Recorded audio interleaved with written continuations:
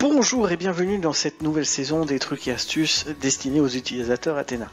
Aujourd'hui nous allons voir les fonctions qui nous permettent de compter des éléments et d'exporter des listes. Je prends ces différents exemples et je vais aller dans le ruban Athena, puis dans la partie annoter, je descends le menu déroulant et je vais ici dans la fonction compter partie. Tout d'abord nous avons un champ pour indiquer des valeurs. Nous avons un type de moteur de recherche, que ce soit pour les attributs, les blocs et même du texte. Si on clique sur réglage, on aperçoit le réglage pour le tableau de sortie et il y a même la possibilité de faire des totaux de ces éléments. On retrouve un bouton qui nous permet de désigner une zone de recherche ou même le dessin complet.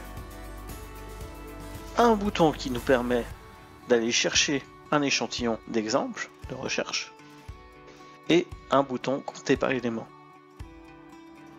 Si par exemple je mets étoile et je fais compter les éléments, on aperçoit que j'ai 43 éléments dans le dessin et maintenant il ne me reste plus qu'à valider.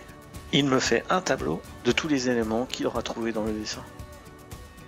Maintenant, étoile me permet de chercher tous les textes qui commencent par la valeur que je vais intégrer et je dois le fermer avec aussi étoile. Le point virgule me permet de séparer les différentes valeurs de recherche. Par exemple, je veux faire une recherche ciblée, je garde étoile, bloc, moins virgule, IPE, étoile, pour fermer. Je clique sur compter les éléments, je valide, et là, j'ai des éléments ciblés. Ça peut très bien être du texte dans une désignation, ou les désignations de fonctions Athena.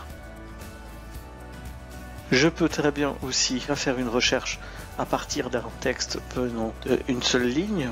Je retourne dans la fonction compter partie.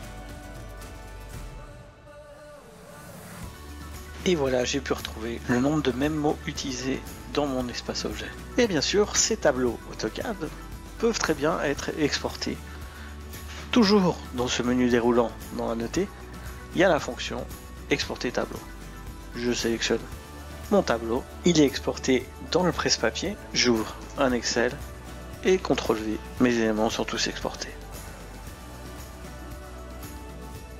Voilà, c'est tout pour aujourd'hui et je vous dis à très bientôt.